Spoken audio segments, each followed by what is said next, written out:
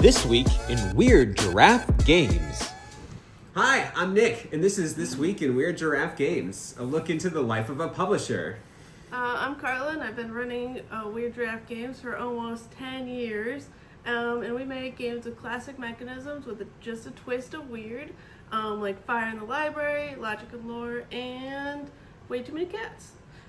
At one point, both of us got super burnt out, and now we're trying to figure out how to be passionate and productive, doing what we love, while also being healthy and sustainable at the same time. And hopefully maybe we can learn about this all together. Yeah, so let's talk about what happened this week at Weird Giraffe Games. Well, this week I was pretty sick because we went to PAX. Nick got sick, then he got me sick, and now I've been sick for like 2 weeks, so I haven't gotten all that much done. But what I did do was work through some of the Logic and Lore expansion notes that I've had, where I had a big file of tons of things that could be in various expansions for Logic and Lore, and I broke it up into like what could, like, because there's too much for one expansion, so I made what could be one expansion, and we play tested that, and I think it went really well. Yeah, I think so too. I'm really excited to see like how that goes, because I think this new Star Sprite mode is going to be amazing.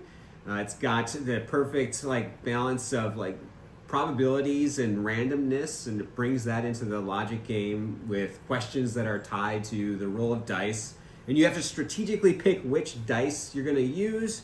Because once you use one, you want to keep using all the different dice to unlock some extra bonuses. It's going to be really cool. I can't wait to see what everybody thinks about it.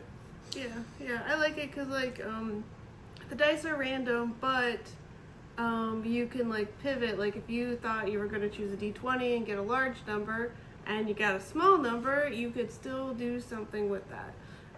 So I like that part of it because there, like in Logic and Lore, like I really like playing it and figuring out the puzzle, but there's not much, like usually like I kind of know what like the answers will be, but like with this one, it's like, oh, now I have to do something else, and instead of doing like my very like figuring out what this specific card is until I figure it out, I pivot and then I do this other stuff. So I like that it changes it up like that for me. Yeah, we're going to have all 7 of the traditional dice that come in like a dice set as part of the game.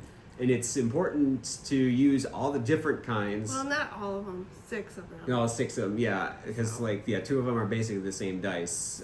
But it's interesting because sometimes you want bigger numbers. So I'm like reaching for the D20. Sometimes I want really small numbers because I want to figure out like, if is it like 1 or 2, so I'm reaching for the D4, and then sometimes that dice that I want is not available for my use because I used it last turn or used it some other time, and so it's really exciting. Yeah, they can learn more like when we release. Yeah, we're gonna release some more. So you're just talking for days. But in February, it's looking like that's when the Logic and Lore 2nd Edition Kickstarter is going to be. It's super exciting. So yeah, if you want to follow along with the journey and learn more about Logic and Lore 2nd Edition, go to weirdgiraffegames.com/logic and get yourself on the list, because we're going to be having a lot of input from people and a lot of community involvement with people who are excited for Logic and Lore, so get on the list.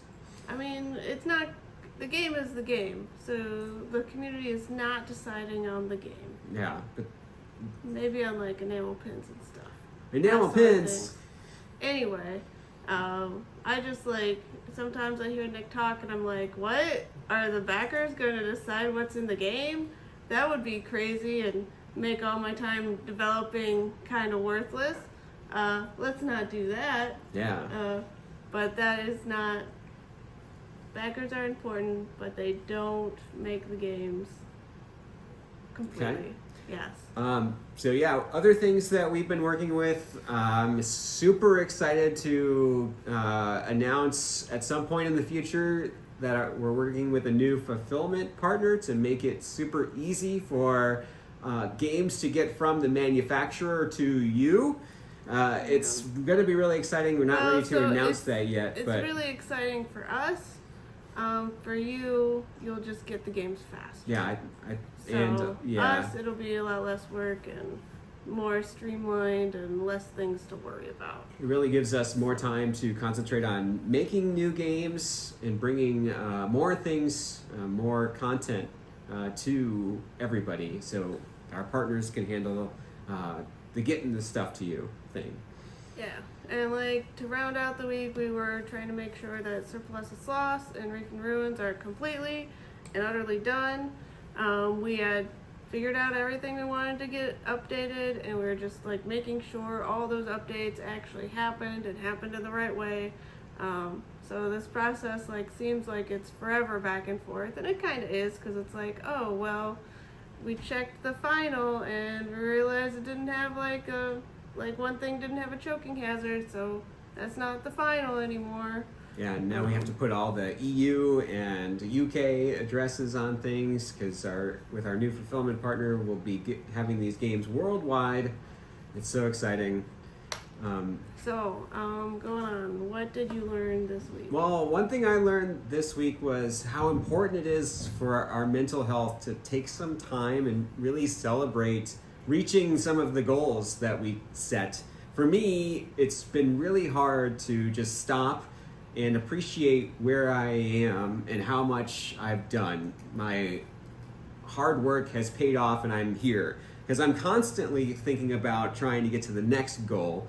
And so I'm trying to take some time to slow down and think about, yes, I did it. I made my goal. So I set a small weight loss goal a couple of weeks ago for a couple of weeks from now, but I've hit that goal already. So I'm so excited, and I just have to celebrate. So today we're going to celebrate. I'm going to go out and watch Zootopia 2 with some friends. So it's going to be great. Yeah. So I always think that's good. I am another person that I just think about the 5 million things I haven't done instead of the 20 things I did do today. So just making sure every day, especially since I've been sick, because I get into a terrible depressive spiral towards the end of every sickness, where I'm I'll never be healthy again and everything is the worst. So to try to keep my mental health up, I've been focusing on the things I have done, either while I've been sick or just in the past, because we don't need to be productive constantly every day. Yeah. So it's just great to just take some time and think about that and focus in on our mental health. So, yeah, hopefully you're focusing on your mental health too and not getting sick in this weird December that it is. If you have any other tips for mental health, put a comment below on this video or reach out to us. We're super excited to hear what you want to say. You can go out to weirdgiraffegames.com/Discord, and we have a mental health channel there where we're it's chatting. in our Discord, so. Yeah, so check it out. Yeah. So that's this week in Weird Giraffe Games. We'll see you next time.